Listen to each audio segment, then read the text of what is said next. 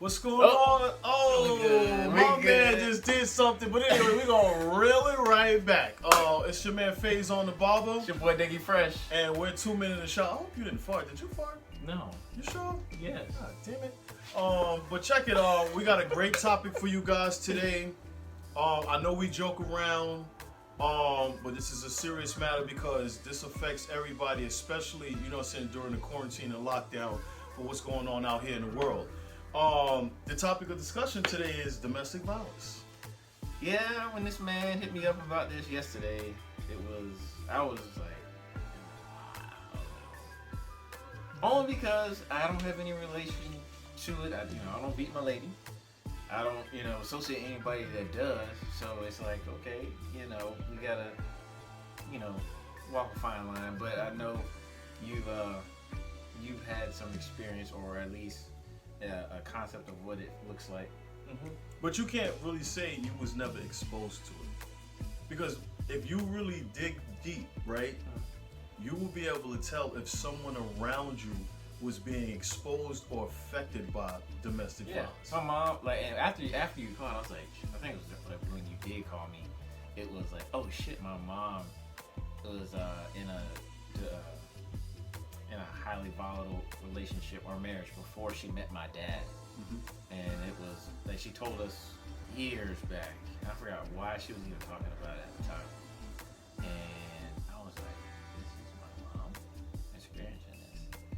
And I could see why she tips over the way she does, the way she comes at certain folks, especially guys and stuff like that, and how she protects her son and stuff like that. So I was like, yeah, it makes sense to talk about it, but the word comes better from the horse's mouth than it does from the sender. But go ahead, man, explain. I can give you what I believe and what I know the definition of domestic violence is. Yeah, give me your definition. Give me your opinion. No, this is because are you going to give me the vocabulary dictionary? This is the vocabulary dictionary. And it's I'm giving it only because I have a social work background. So obviously, anybody who knows what a social worker does, they deal with individuals who have been in, very violent or physically violent, relationships. So domestic violence is literally any physical, emotional, or verbal pattern of abuse intended towards someone, male or female or same sex. Mm-hmm. And it has to be patterned. So doing it one time, saying, hey, I hit you, is not specifically diagnosed as domestic violence. That was just a case of assault. Mm-hmm. But let's say, for example, like OJ is a good example. His wife, before everything happened, she called the police multiple times stating that OJ was committing physical abuse towards her, verbal abuse. And you can hear it on the police call. Mm-hmm. So that's what we would consider in the medical field, in the legal field, as domestic violence. Mm-hmm. But go ahead and give it to people. Well, no, you absolutely correct in regards of the vocabulary term, or the philosophy aspect behind domestic violence. Yeah. Now, is domestic violence a serious case? Yes, it is. Yes, it is. Yes, it is. No doubt about it. And we don't have to take it there physically, because anytime you speak on that term, you know what I'm saying, people absolutely think like, okay, that was a physical thing, but it doesn't start there first. It never does. You know what I'm saying? It always starts with somebody slipped up, and either both or one individual doesn't catch it right away, and it just persists on and on. It's like a cancer. You dismiss it, and you're like, hey, it's a little fluke, and then you keep going about your day, and it happens again and again. And it may not even happen simultaneously the day after. It'll happen the next few weeks or the next month. And I would say that based on the definition, it happens more often than we think. Oh man. Well, before I actually speak on the theories that I believe or what I see, I was actually a member of domestic violence. And the reason why I say a member, meaning because you're a victim or you're the perpetrator? No. I mean, I'm not gonna sit here and say victim, because we're not talking about anybody outside of me, or I'm using myself as a crutch and say I was a victim. Okay. What I mean by member, because member is someone that indulges in something and it continuously happens. Okay. You know what I'm saying? As a member, I was active in domestic violence, and I kind of sat there and I was saying to myself, I said, I'm gonna have to be real. You know what I'm saying? I actually was initiating domestic violence. Really? Yeah, I was, man. I actually Phase on the barber. Phase on the barber. You know what I'm saying? Wow. Yeah. Okay. I mean, listen, We talking real right now, man. I told you, man. I'm a real individual, baby. I got you. I'm a real individual. Yeah, I had caught a domestic violence charge. You know what I'm saying? And they pretty much dropped it down to a simple assault because it wasn't aggravated, it wasn't aggressive. It was basically, the judicial system, they have different terminologies for everything when they call a crime a crime. Okay. If you litter, Yeah. that's a crime, Yeah. right? Yeah. So it doesn't have to be something extreme, you know what I'm saying, Jaywalking. Yeah. Anything. Yeah. for it to be called domestic violence. You know what I'm saying? But I'm not gonna sit there and blame the system for what categories that they have.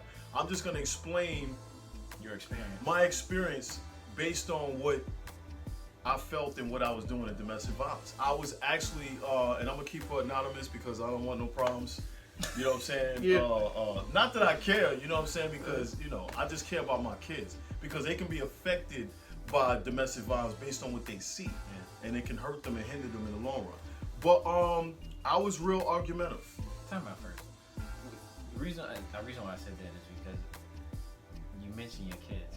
Yeah. And I wanted to ask you, is it because they're females and they're young that you Yeah, wanna? man. Yeah. So is man. it then the reason, and going beyond just your daughters, is it a case of when I say sensitivity, it's not PC, but I mean sensitivity as in you have to really take into consideration the fact that it happens to females more often, or is it just it's just you Everybody. being human?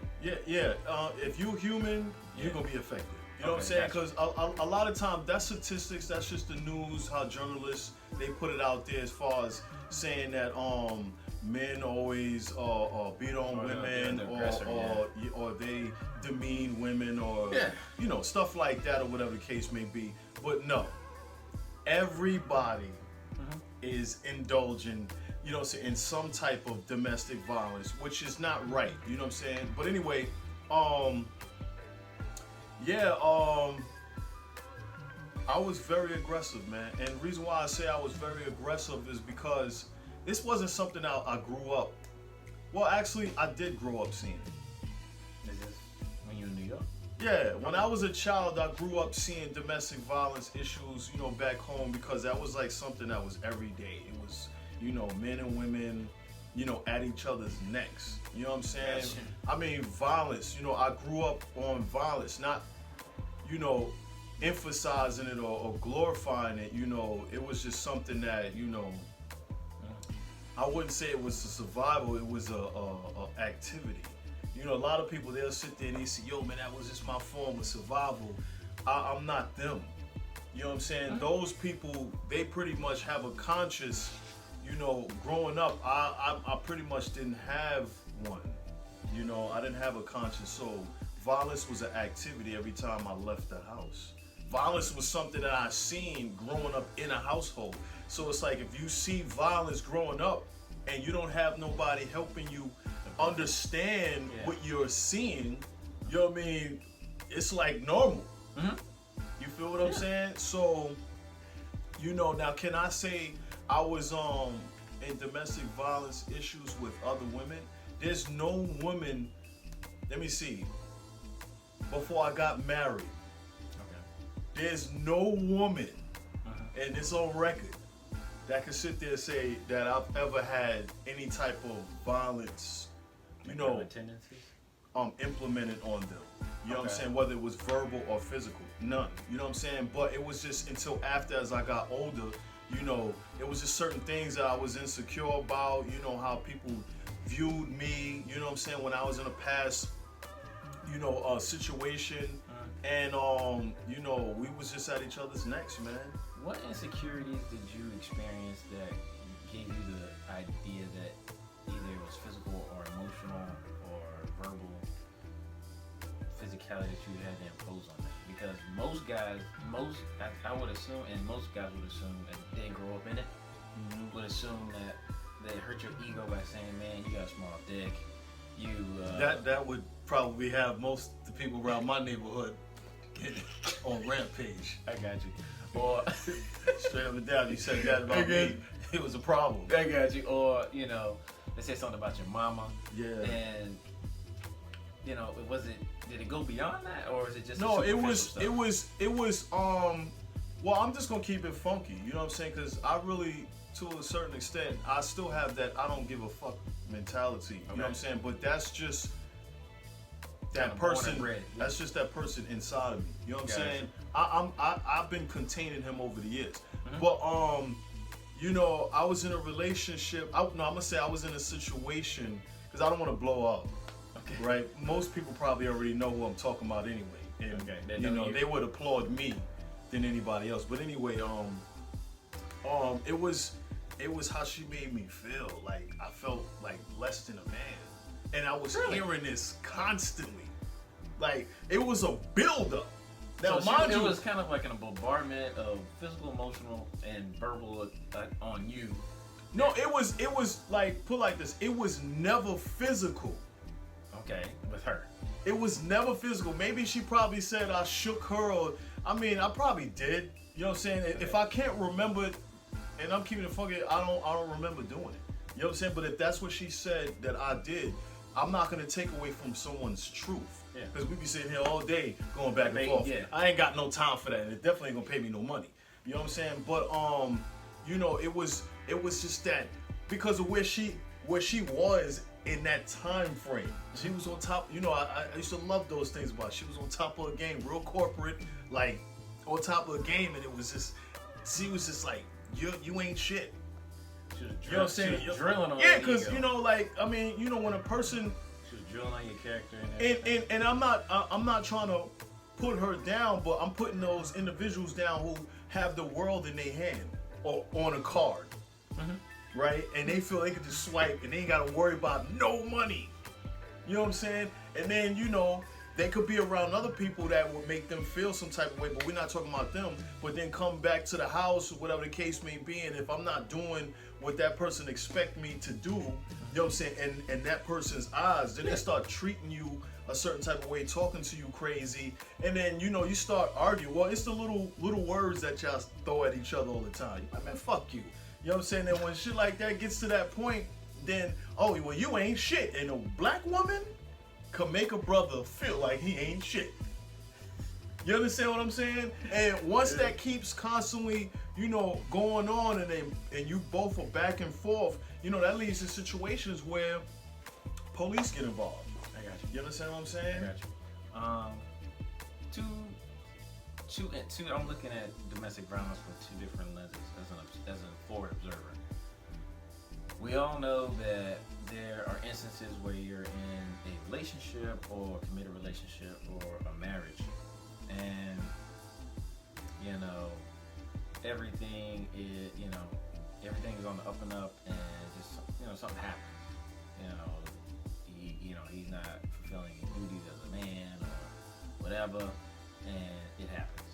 Or there's the instance where there's someone who is good, you know, like good guy like you and I, got everything together, and we, you know, our ego's still building up, characters built and everything, but there's something about us that we're not comfortable about, you know. And a female she notices it, or on the other side, a male notices it on a female, and they just drill on that piece, and somehow they react. It looks like they react to it, even though they're not that person. What was it like for you? Because for me, I see it as, when you were a kid, you were like, hey, that's kind of the boy thing to do, is to have pump out the chest. But then you grew up out of that, and you're like, okay, hey, I may not be the most perfect dude in the world, but you're going somewhere. You got a head on your shoulders. You're going somewhere, and she just happened to pick on that one piece, and it kind of thrust you into that survival mode where you're like, I gotta protect myself Your feelings. emotionally and mentally. Was it like that for you, or was it like I just saw it? As I It was like that in that situation. Okay. It was like that every day. Mm-hmm. You understand? And you know, as a man, I wouldn't even say as a man, as a person, you know, of my experience, you know, it wasn't easy for you to hurt my feelings. Yeah. It was easy for me to hurt you. You know what I'm saying? Because it was like, and it wasn't like that thought up there where I was like, yo, I'm gonna get in trouble for it. Those are the two different individuals. You got people who got consciences, and you got people who are extreme. The people who are extreme is almost like you brushing your teeth after you done beat somebody senseless And or no to death. clue. You just like, it's nothing. You know, and but you know, and I'm gonna, you know, take account for what I have done, you know, in those times. Like I never had counseling. You know, growing up as a child, you know, sometimes things can live with you. You know, luggage. People say, "Yo, leave your luggage." And you like, "Nah, I'm taking them with me." You like, "You don't need to. We about to go on the beach." I'm like, "Nah." Those are the type of individuals. You take your luggage everywhere with you, on the beach, to the laundromat, to the store, to the bank. You never let go because whatever you feel you have in there, you don't want to let it go. You feel what I'm saying? So me, that was me, more under the lines of not knowing who I was. You know what I'm saying? So anytime a person would sit there and say something crazy to me, you know, such as, you know, that person, it hurt, especially if that person was, you know, on the top of their game. It's like you couldn't find a way to say something about them, so you be like, well, you know what? Over the years, you gain weight, motherfucker. You know what I'm saying? Like, so you try to pick something, you try to pick a PowerPoint to hurt that person's feelings. Well, you really balled up under that wig. You know what I'm saying? Everybody know that you ain't got no hair. Your hair is just as long as mine. And these are examples, people. So it's not like he's saying this person. No, but those were actual. That's actual true statements that, you know, and gestures that I used to make towards that person. You understand what I'm saying? Because I was hurt. You understand what I'm saying? And you know, I'm not saying that was right. I just didn't know how to express myself in a manner to where I would tell that person, to that person's understanding, like, you know, like, I understand that you feel like this towards me, but if I'm not what you want, then I can leave. You know what I'm saying? And I was afraid. It wasn't that simple for you at that time. Nah, because, you know, I was in a situation for a long period of time, and I had, you know, between me and her, we you know, we had some things, big responsibilities and stuff like that. Y'all know what I'm saying, because I just don't want to put them out there and then y'all get on my page and be saying something about that person. Y'all know who I'm talking to, you know what I'm saying? But the fact of the matter is, I'm just trying to protect them, you know what I'm saying? And we had a lot in common, you know what I'm saying? Very much in common, and, you know, I was like, fuck it, you know what I'm saying? I'm gonna say what they feel could be detrimental emotionally. Yeah. Looking back on part of that conversation, part of what you were saying, you were expressing the fact that she was pushing the button a lot, and you're like, hey, I don't. You were carrying around some luggage back then, and it's not at the detriment of her experience or yours at that time, even now. What purpose did it serve to hold on to the luggage at the time? Because when people hear this, they're gonna be like, well, you had a lot of luggage. Well, they dismiss the fact that you had luggage and that you needed. Well, I'll tell you, and it's crazy you say, because I could think on it, right? Okay, go ahead. Damn, that's a big one. I was ashamed. I was ashamed, and it wasn't. I'm gonna explain. I'm gonna explain that. So, because you got two different groups, right? We're gonna use two different groups. Okay. Now, one group is the type of individuals I grew up around for years. They accept me for who I am. Flaws and all. Flaws and all. Okay. Because everybody's under the same boat. Gotcha. But then you got another group right? And I'm gonna use you for instance that you've never been raised like me, Of course. right? And I wouldn't judge you or tease you because you have, because I'm like, well, shit, if he was raised like that, at least he had two people in the household and he learned things, you know what I'm saying? But in some people's cases, it's like, you got some people you could fall in love with, or you feel like you falling in love with them, and they not falling in love with you the way you think, but they're really ashamed of how you was raised, how you was brought up. You know, being in the streets, being in prison for 5 years, you know, and they could be ashamed of that. So in my case, I felt ashamed because she didn't accept me for who I really was. I wasn't a bad dude. You understand what I'm saying? So it's gonna let me, and I don't mean to cut you off. This one is making me kind of welled up inside, and I'm not gonna cry. No, because you probably can relate or seen some things or whatever. The reason why I know it's got that feeling welling up in me, because I know guys that it's hard for them to say that they were ashamed, and then on top of that, to say that they were falling in love with someone on a high level that they felt like the other person wasn't. And for me, in high school, I felt like that. That's why I was the loner through high school up until I got into college. And through college, I understood the experience with my fiance, that true love was, even though I had all the unconditional. Knowledge, it was unconditional, regardless of all the knowledge I had and all the experience she had. It was two people just came together and said, okay, we want to spend this amount of time with each other and be in the moment, versus having an expectation of I need to appear to look a certain way or feel a certain way. It's just, I feel great around this person. This is two things, and I'm glad you said it. It's two things referring to that. Yeah. How it started.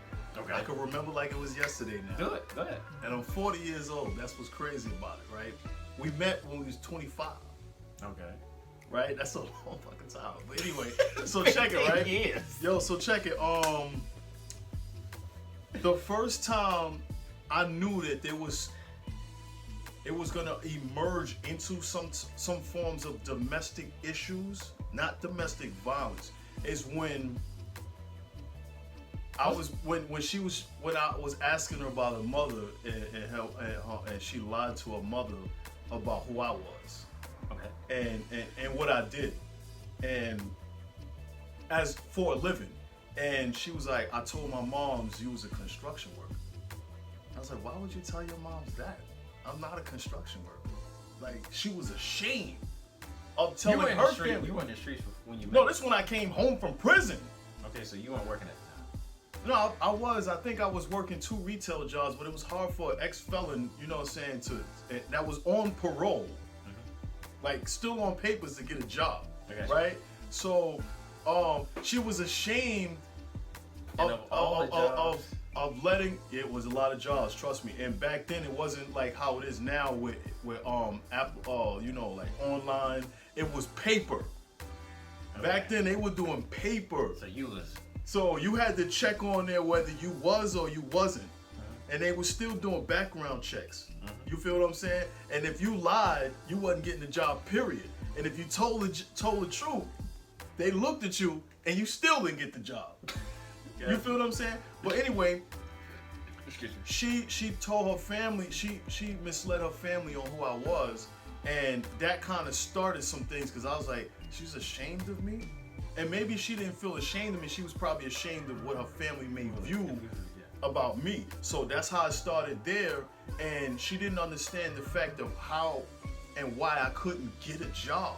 And she was there through the whole process. Because each time I bring applications, you know, whenever I was around her and I would show her, and she's like, yo, why isn't that you getting a job? And the crazy thing about it, I was like, yo, you remember when I was trying to get a job at Walmart?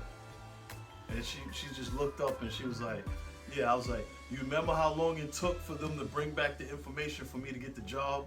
She was like, yeah. I said, that's how everybody is. So being the same way that they denied me, a lot of other companies were the same way. So the fact of the matter is, that's how it started. The issues between us, because she didn't want to be truthful about who I was. and I didn't accept it because she put me in she placed me in a situation that wasn't mine. So it was almost like I was living a double life in her family's eyes. Gotcha. So those things started, and then festering, and then as she started growing and growing and growing up in her career, I was never ashamed of who she was. I was boosting her. I was like, yo, people say, God damn, son, you're shorty, yo, she got brass, she got a car, got a whole spot. I was like, yeah, man, I'm happy, bro. I'm like, yo, I could. There was no animosity. It was never, whatsoever. and I know that she knew that. Okay. That it was never. I always had her up this way, where I was like, yo, I'm happy as a mug, and I got a chick that's doing her thing, and knowing I'm an ex-gangster, you know what I'm saying? I was like, I threw my leg up like Samuel L. Jackson, baby. You know what I'm saying? I was good money, but it's just. Well, how the things started festering up, as we got older and older, and we came further and further closer to the South and got like closer to our family, and things got out of hand. It was just those situations of both of us being in denial about who we were, and we argued and cursed each other out, and we said bad things. You know what I'm saying? And that was a form of domestic violence. I never put my hand on her, smacked her like a pimp. Gotcha. You know what I'm saying? Like, cause I grew up seeing my mother go through that, and I've never done that to any females prior to her. Like, no females. We can go on Facebook and you can say whatever, and they'll tell you, nah. One thing that he ain't gonna do was hit us. He always was messing with a lot of females. Yeah. You know what I'm saying? Always been with it. I'm telling you, but that's another story. But it was rough. So I caught a domestic. Fast forward, I caught a domestic violence charge. They booked me. And the great thing about when I got arrested was the fact that the system, they pretty much enforce you to get therapy.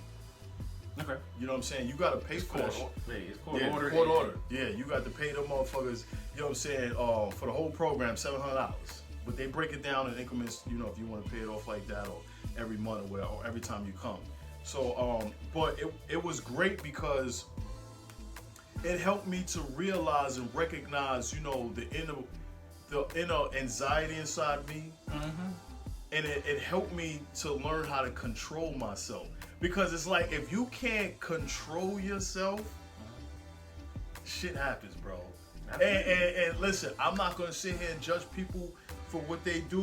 When I hear about domestic violence and being on this COVID-19 has happened, I'm pretty sure the domestic violence rate was high.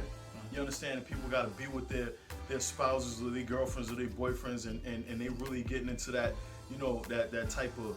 It's survival mode from the outside coming in, and you just reacting because you don't know, you've never experienced that, and I can see why it's happening and why the rate is so high. But yeah, people really need, people really need. And no, I'm gonna tell you like this, right? Everybody has some type of anger issue or some type of anxiety in them. I know we do as humans, right? It's just some are more extreme than others, and some can't control it, and then it gets them in trouble. You feel what I'm saying? And with that being said, I was very, and I was a very, very violent person. It may not look like it, but looks could be deceiving. You know what I'm saying? I mean, sometimes you can. Yeah. Because you can look at me now, and people be like, oh man, he's a humble dude, but, there's an ugly person inside. There's a few, chapters in that novel that are probably not the best to read. But those are the ones that you still have to read. No, and I wouldn't keep that from somebody. You know what I'm saying? Because in order for you to trust somebody or somebody to feel comfortable to trust you, you gotta expose these feelings, these things in you. You gotta let a person know who you're talking to. Now, don't get me wrong. I'm not saying that when you go to jail, that jail is different. You know what I'm saying? That's another subject to talk about, you know, you gotta be who you are. It doesn't matter what they say. In order to survive in there, you gotta do what you gotta do, and that's just period. But I'm talking about when you out here in the world and you have kids, you know, you gotta do some type of changing, because that cycle that you continue, you know, is very hurtful. I mean, I've seen people die. I've seen people get ripped open. I've seen some bad things, bro. You know what I'm saying? And you know, it ain't my situation, you know, but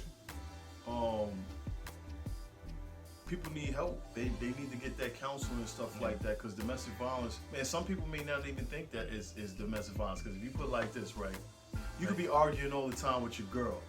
You could be out, let's just say it's us four, right?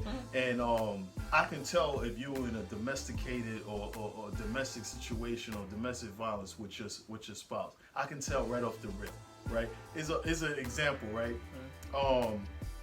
Me and my lady, we was at somebody's house. I'm not gonna name them. Everything was cool. I was like, damn, these people, that's what's up. When we come out here, we gonna hang with them, right? So we chilling, we talking, you know, I'm vigilant at all times. Yes. And we started talking about something that related to a situation about business. And this motherfucker's girl, oh my God, she went in on him. And in front of me. And I didn't even know him. That was the first time I met them that night.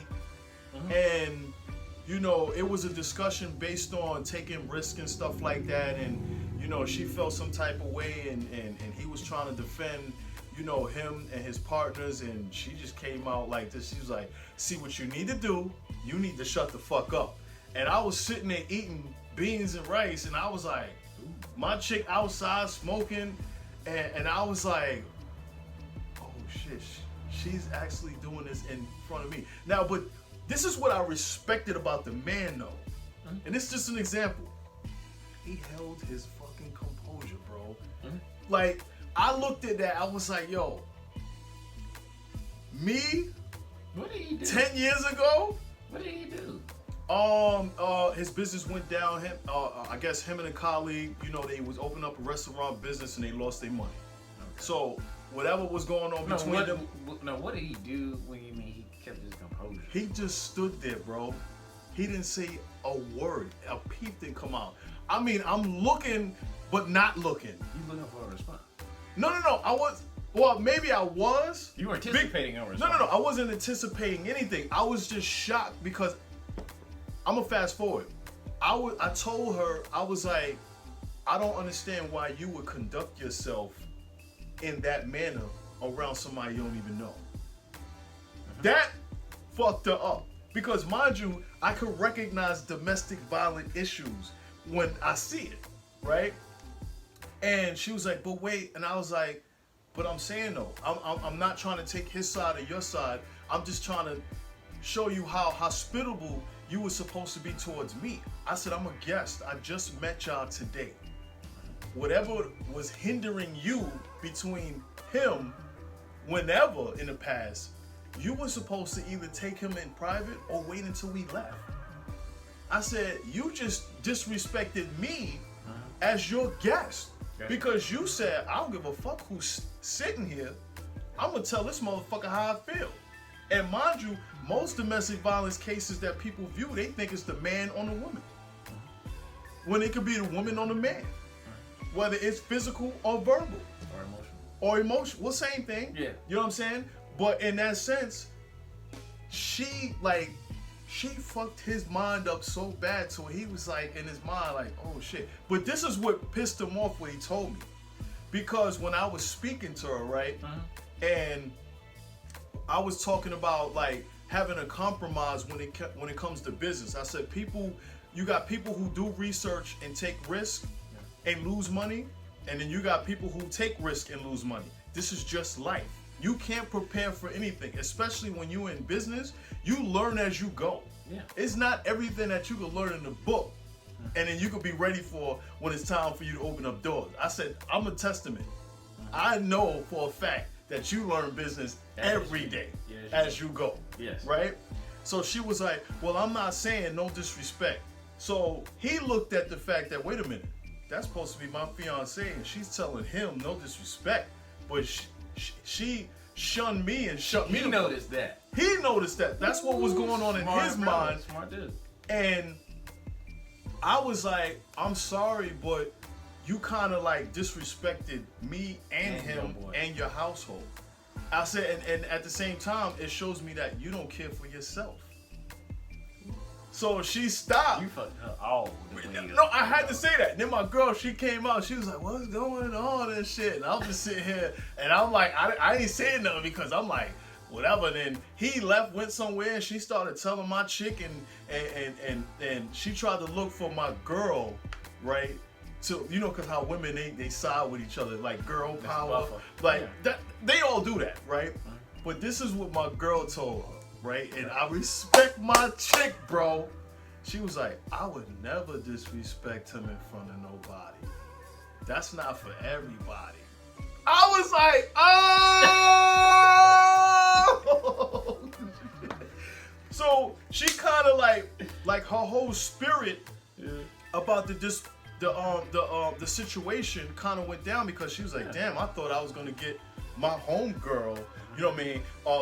To side with me. And she was like, nah. She was like, I would never disrespect him in front of anybody. Like, that's not for everybody.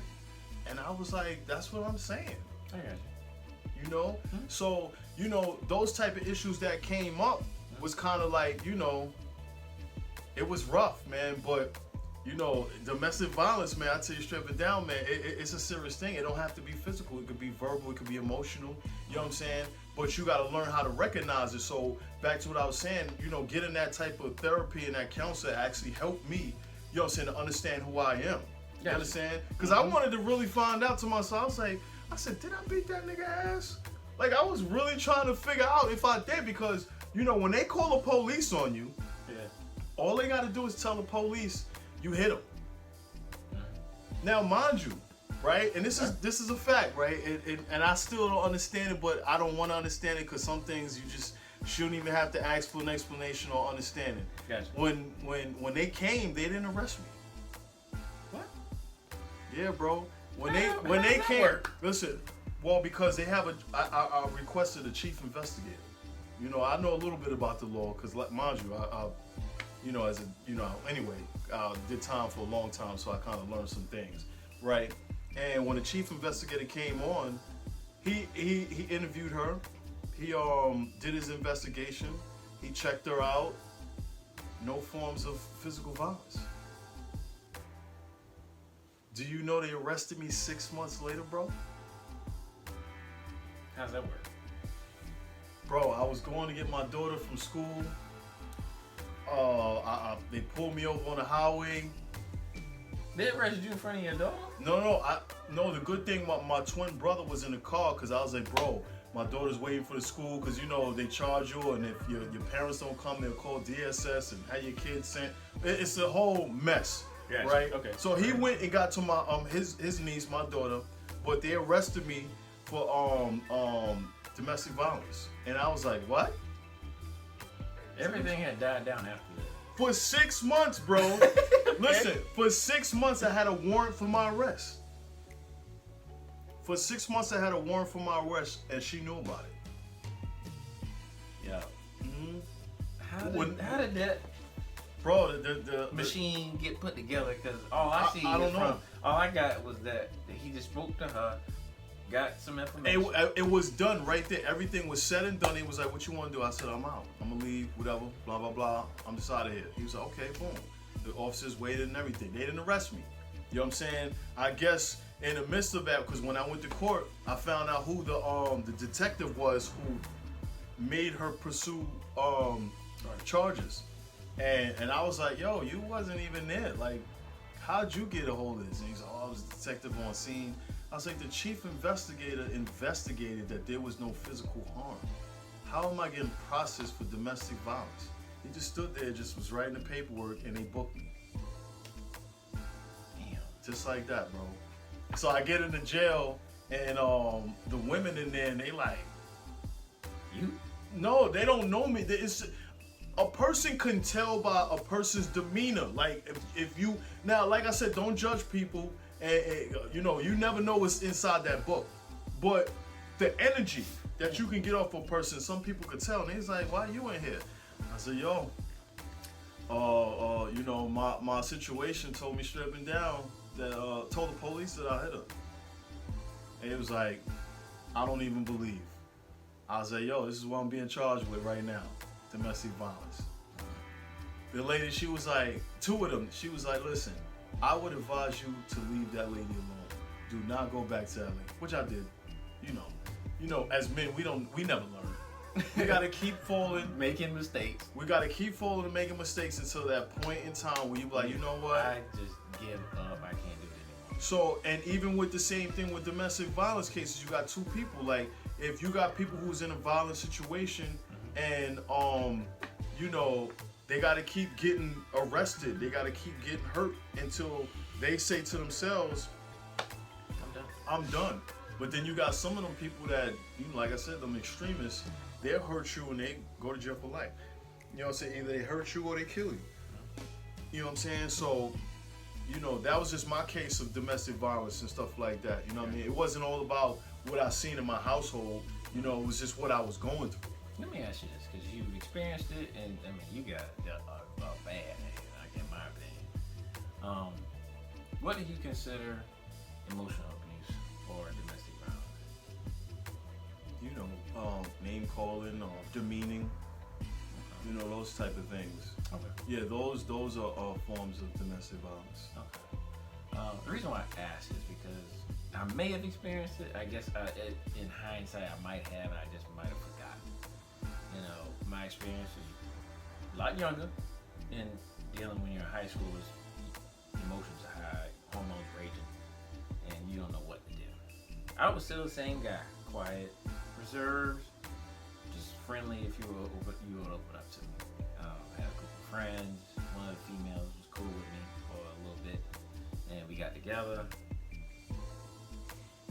As you can tell, I love hard. That came from my parents. Long story short, but same as you, I would love, show it, tell it, you know, put shoes on it, try to make it as big as I can, because you know what, this is an investment, right? And you know, why are you doing this to me? I don't want that. You know, that's too much. You're too sensitive. And I really didn't know how to deal with that. You know, and this was text messages. This, you know, she didn't want to talk to me. I said, "Hey, you want to talk?" She was like, "Hell no, I don't want to talk to you." I was like, "Shit." I was like, "Okay." And I was like, and I would ask, you know, up front during the beginning, I was like, "Why you don't want to talk?"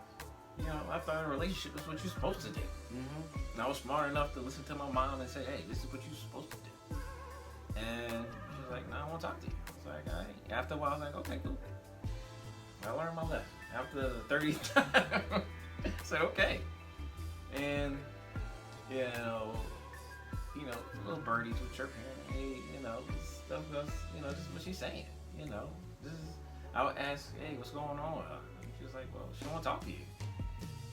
And you know, they would tell her, say, "Hey, you know, you say too damn sensitive, or you know, you need to man up, grow some balls." And I'm like, I was like, "All right, cool." You know, I would just do my thing. I would go to school, do my thing, go work out, you know, track and stuff.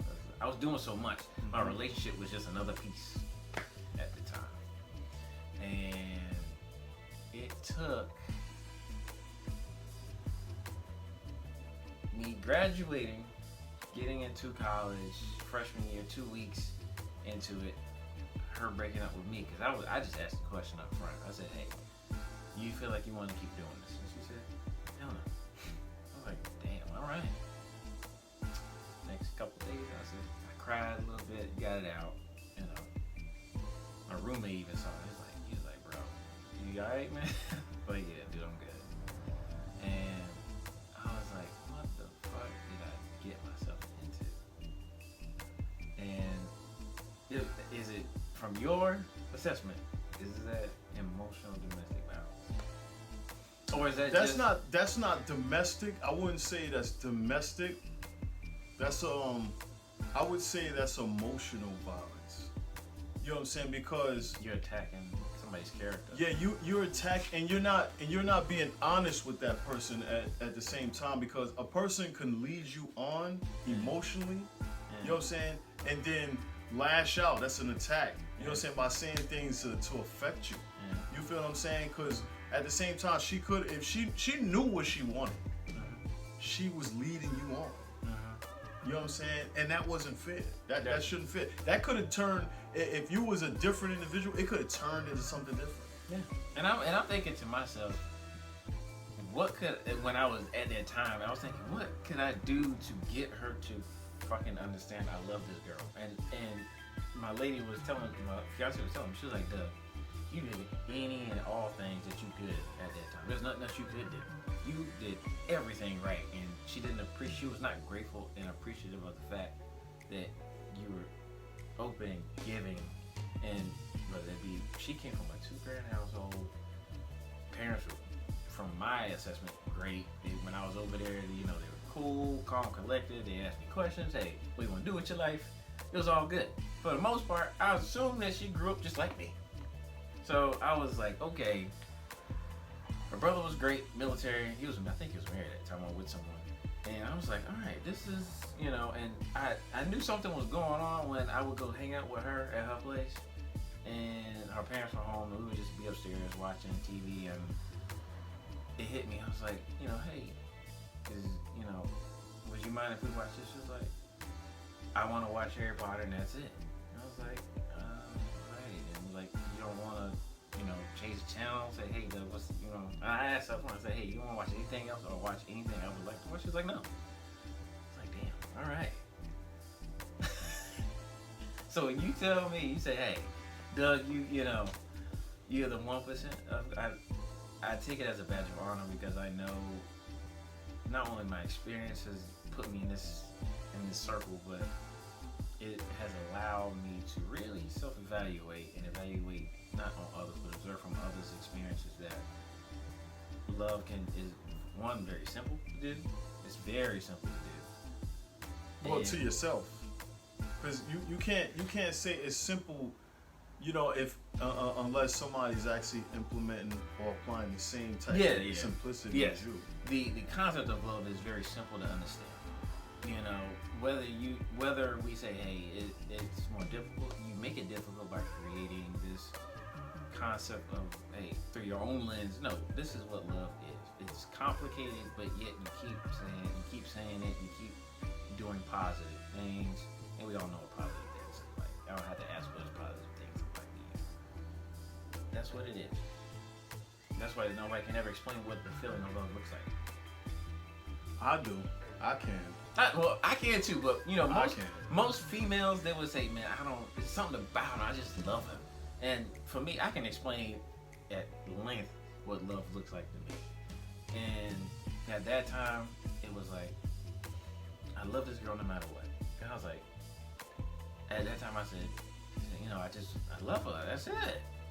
I didn't know how else to really explain it to anybody. I just loved her. And people knew I was going out with her and everything, and it blew up in my face when my lady told me, that I think I told her about it.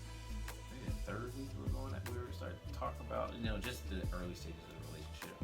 And she was like, pardon her experience and her as a person, she was not appreciative of that you were in her life the way you were.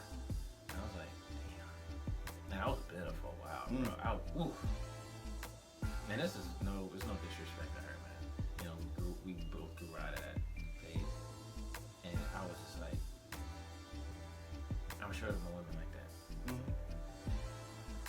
They beat a guy up so emotionally, and their character and their ego is so in the dirt that they don't know really what true love looks like until somebody gives so much of it and they push it away.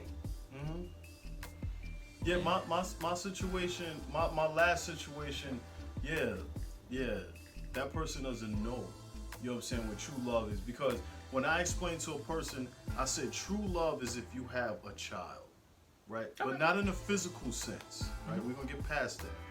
It's when a child feels and has that love unconditionally for you.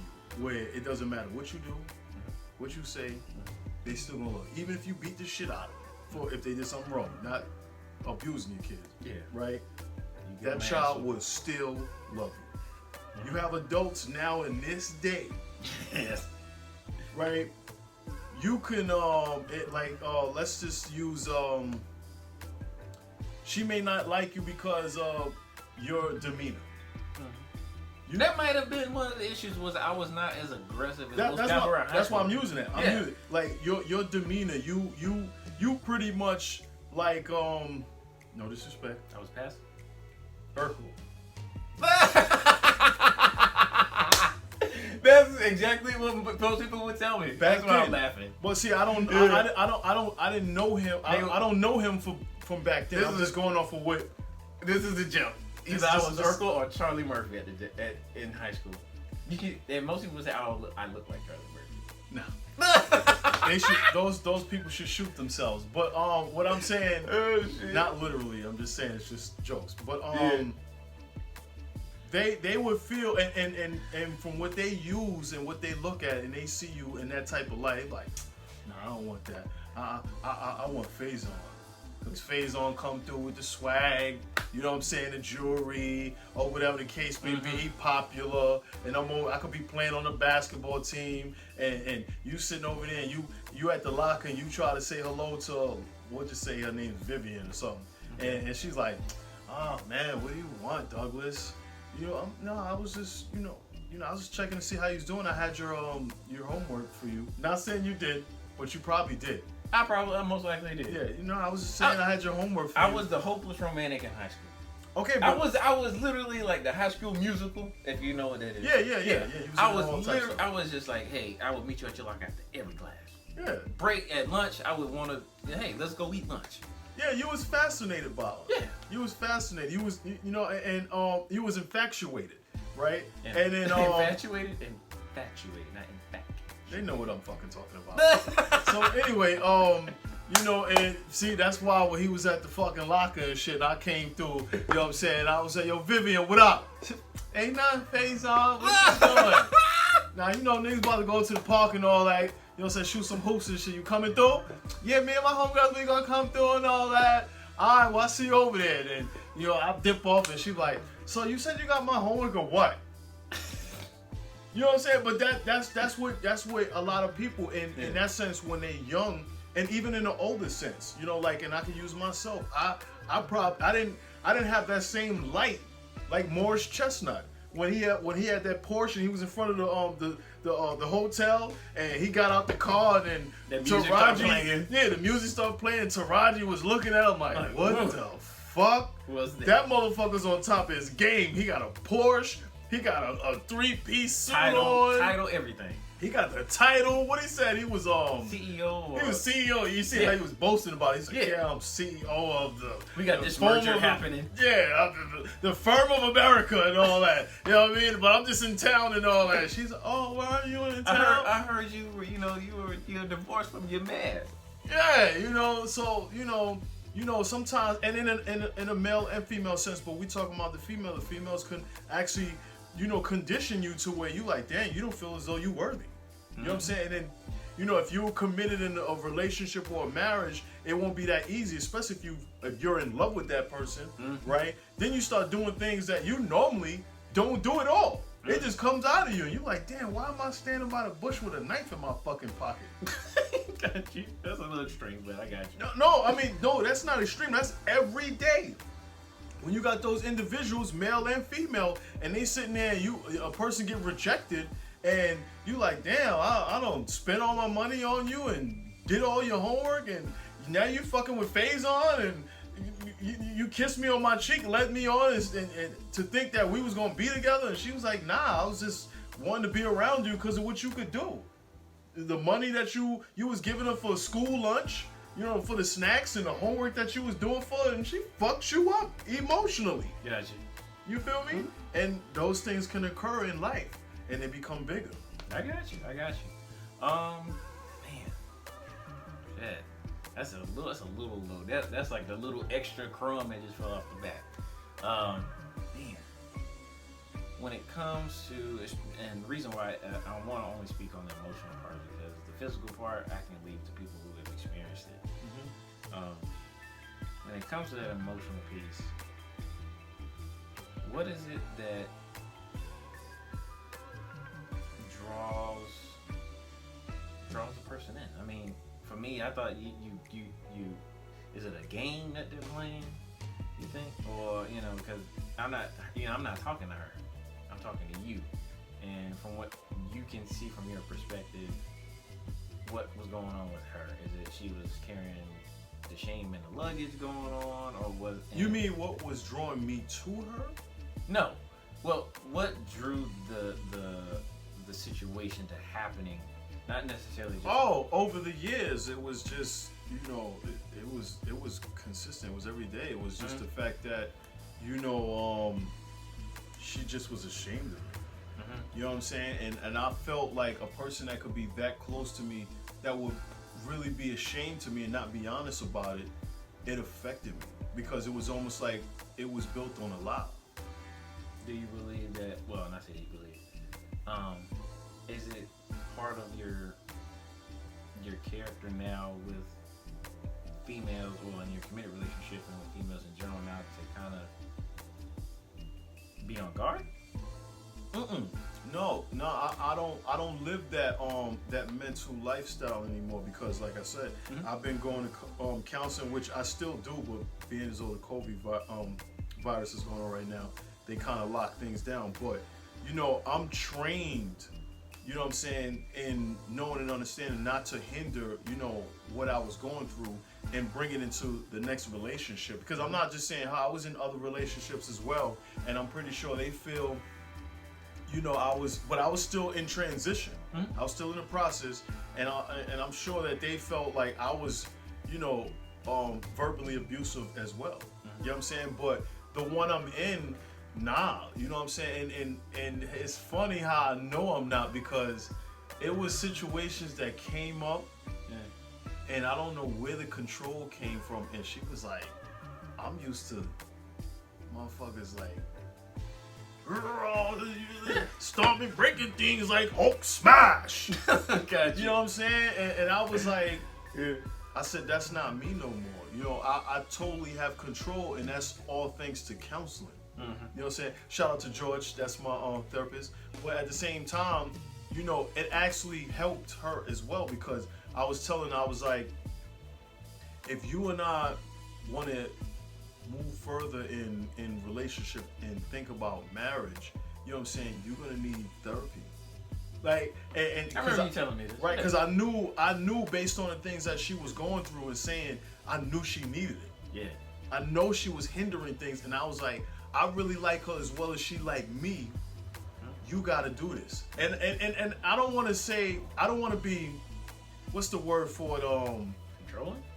Well, in a way where I was like manipulating, where I'm like, yo, it's either you do this or you do that. Or give her an ultimatum. Give her an ultimatum. You know what I'm saying? But I said, therapy will help us. It's a process. Right. So I was like, try it. And I kind of was, on the low, I was like, if she wasn't going to do it, it wasn't going to go nowhere. I was going to keep it moving. I got you. But she's doing therapy now too. I got you. Really? Hell yeah, bro. Like, this is the first female, yo. I don't want to boost her head up, but you are, but okay. She listens.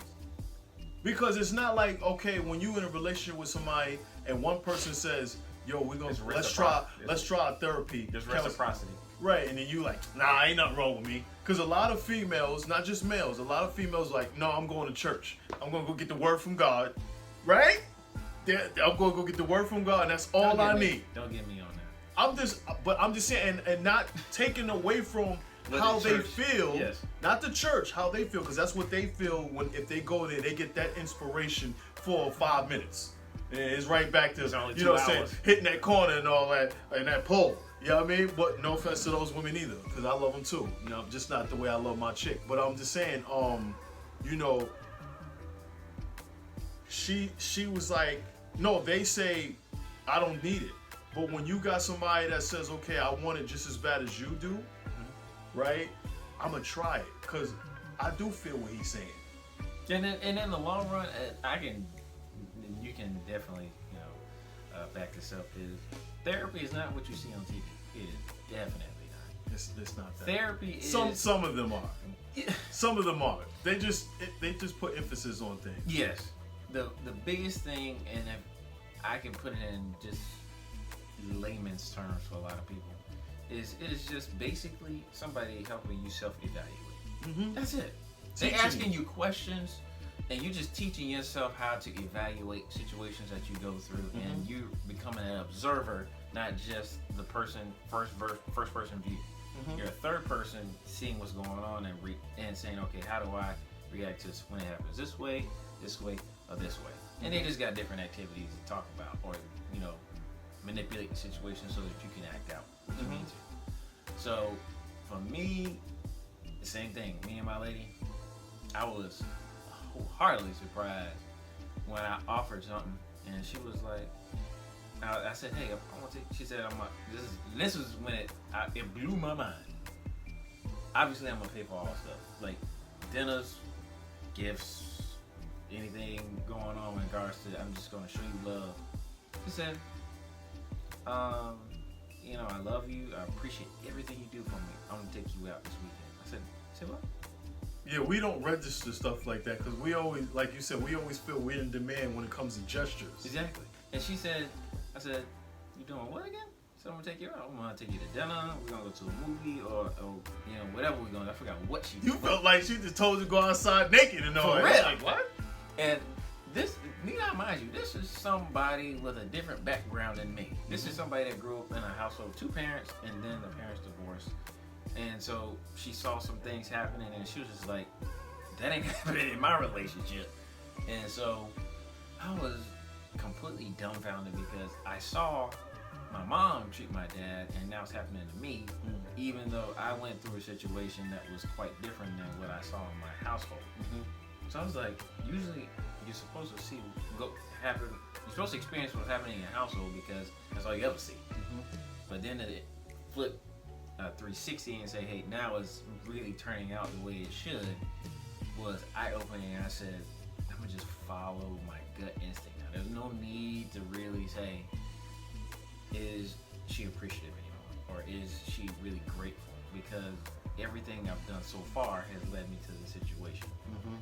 And man, it's amazing. And shout out to my therapist. So she's an actual she's a psychiatrist, yeah. Dr. Cheryl Williams. She is, I believe she's still in Columbia now. I went to her office way back in the day, man. And dude, I'm a prolific writer right now. That's the reason why I can write the way I write. And she taught me to jot down my emotions in a journal. And they got women in the day too, back when I was in college. I wrote poems. Girls will fall. They're like, I used to write poems too. And one of my professors was an English professor. She said, you need to publish at least one of these. I was like, really? So it's amazing how toes the tides have turned when it comes to emotional, I think battering, but emotional abuse and attacks. To now say, okay, now I can give you what you really need, or show you what it's really like to be the person that you are. Just a reflection. So I feel that you're experiencing the same thing. Granted, it's not to the level of mine right now, and I'm not saying we're like this, but it's just I can tell that you're experiencing a reflection of yourself. Yeah. She's a mirror image of me, man. But that's just. And question. I don't know. It blows my mind sometimes. Going through what you've gone through, I can almost sense that you're now I say moment to moment, but you're in the moment person now, based on what you've experienced in regards to having the issues with her impending on you and your character, then you imparting on her, and then now having prison or jail happen, counseling. Now you're a moment person. Like, hey, I'm gonna absorb the moment, and every day is the moment. I'm acted out. That same shit happened to me. That's a good feeling, bro. And it's sobering. It's a good feeling. And with COVID-19 happening, it is only accelerated. And I mean, my foot is way on the gas now. With regards to gratefulness and appreciation for my lady, because I can only imagine if I was alone right now, what would be going on. Well, pretty much you'll be inside, but I mean, but if we was outside, then you know, plenty of shit stuff would happen. Would be happening, because I would have probably experienced your manhood phase now. I mean, yeah. But what I'm saying is this, so we don't have to prolong things for people. I know this is serious though. But you know, if you see domestic violence in any shape or form, listen, I'm telling you straight up and down, I live in society where, you know, stuff like that should not happen. If you see it, report it. Mm-hmm. Because at the same time, or tell someone about it, because you need a picture. You don't know who's suffering. Mm-hmm. You understand what I'm saying? You really don't. And I'm talking about if it's extreme to the point where there's physical violence being implemented inside that household. You know what I'm saying? Please report it, because someone is going to need you to help them. Someone right now is actually looking for someone to help them, or to put an eyesight on them and get the help they need. You know what I mean? Yeah. And take it seriously. It's not a fun thing. I mean, if you start putting your hands on one another, you know, you need to leave that situation, period. If you have the thought of doing that, because I you know, at that time I was like, I'm done with this girl, bro. And the thought crossed my mind like a flash of light, and I was like, yeah. And I gave up on that relationship. And that's why I had to ask that question. That's a good thing you did. Yeah. Because I mean, remember she was at Clemson, I was at Winthrop at the time, so there was really no way I could have done anything. But it had to be really extreme for it to happen. But yes, he is right. Let it be known that you need a paper trail. They have hotlines, I'm telling you, straight up and down. If you don't feel, you know, the courage enough to go to a family member or to the police, call a hotline. Tell them what's going on. They will help you. They'll coach you on what you need to go do. You know what I'm saying? So you can help yourself, you know, get out of that situation. And they have protocol and mad resources. Like, I ain't gonna go into too big a detail. Just know that he is right. I am. I am. Believe me. Listen, I try. Listen, sometimes I be like, it's almost like with my chick, she's like, yo, you act like you. I'm like, yo, honestly, try me on stuff that I'm wrong, because I know if I'm wrong, I'm gonna tell you right then and there. Yeah, I'm wrong. I ain't even know. Or I'm like, nah, I don't know. But if I'm right, I know what I'm talking about. Like, that's a fact. I know. Yeah, I've had that happen too. Plus, I'm a barber. All barbers are pretty much counselors, teachers. You know, they've experienced. Professors. You know, it's all good. Last words from this side of the fence. Physical abuse is definitely a no-go, obviously.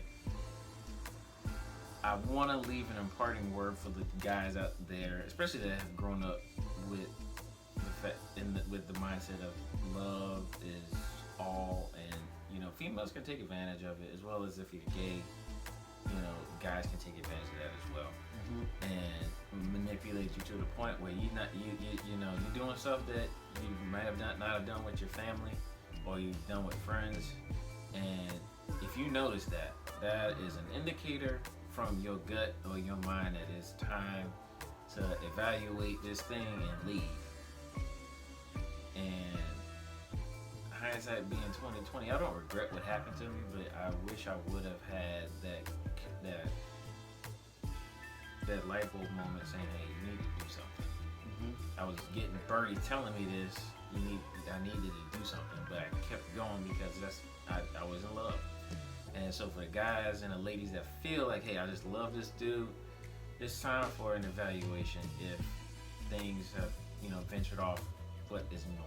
And if normal meaning that you guys are, you know, playful, it's okay. But if your stuff is saying, hey, you know, he's saying, fuck you, I want to do this, or, you know, this shit ain't happening, yeah, it's time to evaluate this. Hey, what's going on with you? And then if it's not serious, go ahead and take care of it. But if it is serious, it's time to pull back on the reins on this thing and Just get off the carriage and move, because there's another carriage out there. Dude, we gotta have a fun topic next time, man. No, I mean this is necessary. I know it's necessary. It's necessary. Somebody wants to hear this. Yeah, but we gotta. They still on lockdown, bro. True. Someone is still on lockdown, and they need to hear this. They want to hear it, and they need some encouragement. No, I ain't saying that. Even if you gotta call me or hit us on our inbox or subscribe us or whatever the case be, and you feel as though you want to talk to us about anything, trust me. I just revealed that I've been in domestic violence issues. You know what I'm saying? And I'm not afraid to say I wasn't. You know what I mean? Because I'm the type of person, I live my life on my sleeve. Yeah. And anything that I can tell you or teach you or talk to you about, I don't care who you are. You can learn from. Yo, I'm not a judgmental person. I don't care who you are, what creed, color, or whatever. You know what I'm saying? If you want to talk to us about, you know what I'm saying, something, or you need something in regards of domestic violence issues, we can place you in the same place with people that are be able to help you. Resources, all of it. What I meant was, we gotta have some laughs too. Oh, don't even worry about it. We're gonna figure something out. You know what I'm saying? We're gonna figure. We talking about what topic we're gonna do for next week or whatever the case be. We're gonna get some fun. Maybe we might bring somebody on. That's if you want. I don't know. I got a couple people. I'm just not sure if they want to get that out. Scaries. Scaries. Chickens, man. We got a lot of chickens out here. It is. I mean, some people will come out. Dude, I read an article. We'll work on it. I read an article that an epidemiologist, and this is a person who studies patterns in medicine. So just let that be known, because one of my professors, I was studying epidemiology while I was in grad school, and he was saying, dude, this is like almost like any other virus that you just need to expose your immune system to it. Now, granted, yes, people are dying, but still, people are dying faster due to the common flu than they are to this. They're just not reporting it. And he was just saying, just let things go on as normal.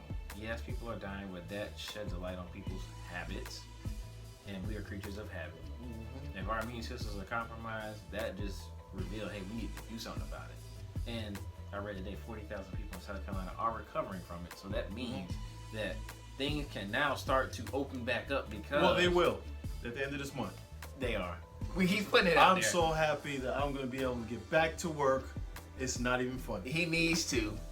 Yeah. I mean, I took care of myself last night because, I knew I was going to be on the podcast, so I had to get my spiffy on. Dude, you know what I mean? This dude told me, he said, bro, I can't, it's social distance. He texted me, he said, bro, social distance. I was in my feelings. Really? Nah, I'm fucking. I was like, I was going to pay this dude $75 to come by and cut this fro, man. Because I was talking to my mom on Facebook Live. No, she FaceTimed me. Yeah, she FaceTimed me.